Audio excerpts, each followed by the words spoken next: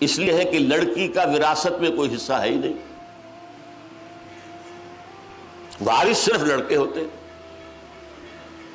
بلکہ ان کے ہاں راجپوتوں میں اور ہمارے ہاں بھی جاگیرداروں میں روایت یہ کہ بیٹوں میں بھی تقسیم نہیں ہوتا، تقسیم تو در ہو کر تو اتنی چھوٹی سی ملکیت رہ جائے گی، پھر ان کا روب کہاں رہے گا، دبدبا کہاں رہے گا؟ 100 مربع وہ 2 بیٹوں میں 50-50 ہو گئے، ان کے 4 بیٹے ہو گئے، کیا رہ گیا؟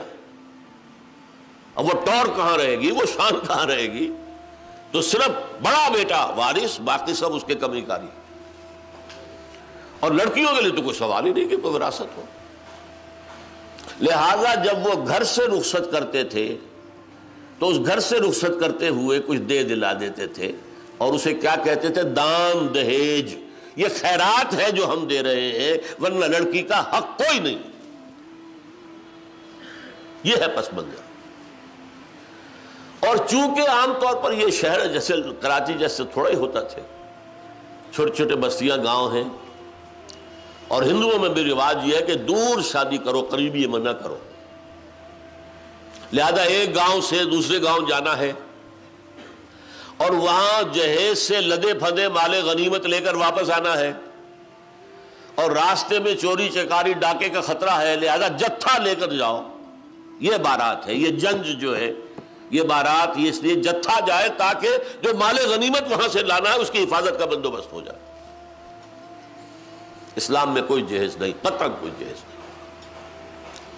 البتہ اس معاملے میں ہمارے ہاں جو ایک مغالطہ ہے وہ سمجھ لیجئے، حضرت فاطمہ کا جہیز رضی اللہ تعالی عنہ، اس جہیز کا لفظ وہاں پر استعمال کر کے جنہوں نے بھی کیا ہے ظلم اٹھایا ہے امت کے اوپر۔ حضرت فاطمہ کے جہیز کی بنیاد پر اب لاکھوں روپے کا جہیز جو ہے، اور نہ معلوم کیا کچھ لاکھوں، کیا کار جا رہی ہے، یہ جا رہا ہے، وہ جا رہا ہے، ایک کروڑ پتی کے گھر سے نکل کر ایک دوسرے کروڑ پتی کے گھر میں جا رہی ہے تو کروڑوں لے کر جا رہی ہے۔ حضرت فاطمہ کے جہیز کی حقیقت کیا تھی یہ سمجھ لیجیے۔ جب شادی کا وقت آیا ہے تو حضور نے حضرت علی کو بلایا، پوچھا علی تمہارے پاس کچھ مہر دینے کے لیے کچھ پیسے ہیں؟ عرض کیا حضور میرے پاس تو کچھ نہیں ہے۔ پھر کہہ رہا ہوں میں، وہ فقراء صحابہ میں سے تھے، جیسے ابو الدرداء تھے، سلمان فارسی تھے، ابو ذر غفاری تھے، یہ فقراء صحابہ ہیں، درویش منش۔ حضور نے کہا تمہارے پاس وہ ایک زرہ ہوتی تھی؟ کہ جی ہاں زرہ تو ہے، لیکن حضرت علی نے جواب کیوں دیا نفی میں کہ زرہ کوئی دولت تو نہیں ہے، وہ تو جہاد کے لیے ایک اسلحہ ہے۔ فرمایا جاؤ اسے بیچو یا گروی رکھو اور قرض لے کر آؤ، اس لیے کہ بہرحال مہر تو شرط ہے، مہر تو دینا۔ وہ گئے اپنی زرہ لے کر بازار میں، حضرت عثمان نے 30 درہم میں خرید لی، اور عجیب بات دیکھیے چند دنوں کے بعد وہ ہدیتاً واپس کر دی۔ اس وقت خرید لی کہ اگر میں یہ کہوں گا کہ نہیں یہ رہنے دو، میں تمہیں پیسے دیتا ہوں، تو حضرت علی کی عزت نفس کو ٹھیس پہنچتی ہے کہ یہ مجھے خیرات دے رہے ہیں۔ اس وقت خریدی ہے 30 درہم میں، پھر ہدیتاً بعد میں پیش کر دی۔ وہ پیسے لا کر حضرت علی نے رکھ دیے حضور کے سامنے، اس میں سے کچھ آپ نے اندر بھجوا دیے دلہن کو تیار کرنے کے لیے، وہی اس کا اچھا لباس، کوئی خوشبو، کوئی چیز تو ہو، اور باقی سے وہ سامان بنایا، ایک گدا جس میں کھجور کی چھال بھری ہوئی ہے، 2 تکیے ان میں بھی کھجور کی چھال بھری ہوئی ہے، ایک مشکیزہ کنویں سے پانی تو لانا ہی ہے، ایک چکی، گندم میسر ہو یا جو پیسنے تو پڑیں گے روٹی کے لیے، 1-2 اور برتن، یہ اس پیسے سے بنایا گئی ہوئی چیزیں تھیں۔ حضور نے اپنی جیب سے 1 پیسے کی کوئی شے نہیں دی جسے جہیز کہہ سکتے۔ حضور ہی کی دوسری صاحبزادی کا نکاح ہوا ہے مدینہ منورہ میں، 2 نکاح تو آپ کی 2 بیٹیوں کے مکے میں ہو چکے تھے، حضرت فاطمہ اور ام کلثوم، ان کے نکاح مدینے میں ہوئے ہجرت کے بعد۔ ام کلثوم حضرت عثمان کے ہاں جا رہی تھی، وہاں بڑا گھر، ہر شے موجود، وہاں کسی جہیز کا ذکر نہیں ملتا۔ یہ کیسے ہو سکتا ہے کہ نبی اتنی بے انصافی کرتے کہ ایک بیٹی کو تو جہیز دیا دوسری کو نہیں دیا؟ کوئی ذکر کیوں نہیں ہے؟ وہاں سرے سے کوئی ضرورت تھی ہی نہیں، گھر میں ہر شے موجود ہے ضرورت کی، لہذا کسی جہیز کا ذکر نہیں۔ اس جہیز کی لعنت کی جڑ کاٹنا آسان نہیں ہے، باقی سارے کام ہو جائیں گے، لیکن یہ مسئلہ جو ہے دولت کا، انہ لحب الخیر لشدید، دولت بڑی پیاری ہے۔ لڑکے والے جہیز مانتے ہیں، کیا کریں؟ لڑکیوں کے ہاتھ پیلے کرنے ہیں، اپنے ہاں بیٹھائے تو نہیں رکھنا۔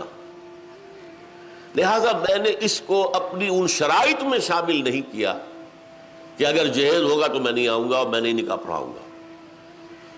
البتہ یہ عہد لیا جہیز کی نمائش نہیں ہوگی، اور بہتر یہ ہے کہ وہ عین شادی کے موقع پر نہ دیا جائے، شادی سے چند دن پہلے پہنچا دیا جائے، شادی کے چند دن بعد پہنچا دیا جائے۔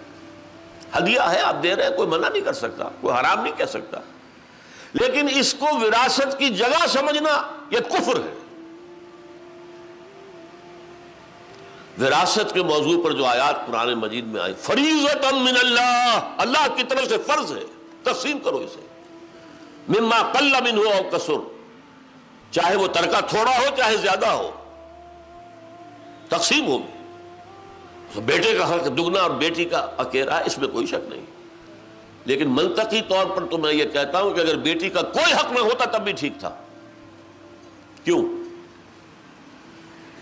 دیکھیے، شادی لڑکی کی بھی ضرورت ہے، لڑکے کی بھی ضرورت ہے۔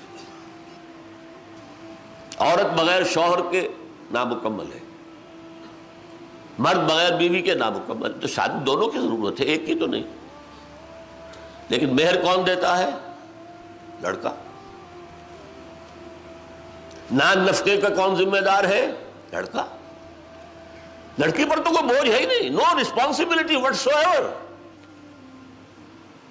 تو اس کا کوئی حصہ نہ ہوتا تب بھی بات خلاف عقل نہیں تھی، لیکن نہیں، شریعت اسلامی نے حصے دار بنایا ہے، وراثت میں حصہ ملے گا، صرف یہ ہے کہ لڑکے کے مقابلے میں آدھا ملے گا، باپ کے مقابلے میں ماں کو آدھا ملے گا، یہ صورت جو ہے۔ لیکن جہیز جس معنی میں آج ہمارے ہاں آ چکا ہے، یہ شریعت کے بالکل منافی ہے، بالکل غلط ہے۔ اچھا، یہ جو چار چیزیں میں نے بیان کی ہیں،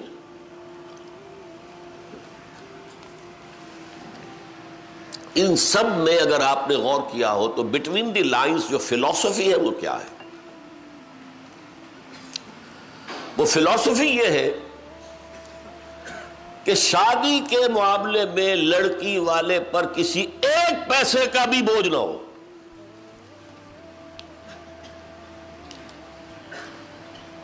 لڑکی والے نے، ماں باپ نے بچی کو پالا ہے، پوسا ہے، کوئی تعلیم دلائی ہے، کوئی تہذیب دی ہے، اب وہ لڑکی آپ کے حوالے کر رہے ہیں۔ بے شرمی ہے، انتہائی بے غیرتی ہے کہ آپ مزید کو طلب کریں۔ سارا بوجھ لڑکے والے پر، گھر اس کا آباد ہو رہا ہے، مہر وہ دے گا، ولیمہ وہ کرے گا، نان نفقے کا ذمہ دار وہ ہوگا، لڑکی والے کا خرچ ختم، نہ اس کے گھر پہ بارات آنی ہے، نہ اسے کوئی شامیانے لگانے ہیں، نہ اسے کوئی دعوت طعام دینی ہے، نہ اسے چھوارے تقسیم کرنے ہیں، چھوارے بھی لڑکے والے تقسیم کریں گے، مہر دینا ہے لڑکے والے۔ لڑکی والے پر ایک پیسے کا بوجھ نہیں آنا چاہیے، یہ ایک انتہائی انقلابی تصور ہے جو میں آپ کے سامنے پیش کر رہا ہوں اور دلائل کے ساتھ پیش کر رہا ہوں۔ یہ فلسفہ ہے اسلام کا، معاشرت کا، کہ شادی بیاہ کے اندر لڑکی والے کے اوپر کوئی بوجھ نہ ہے۔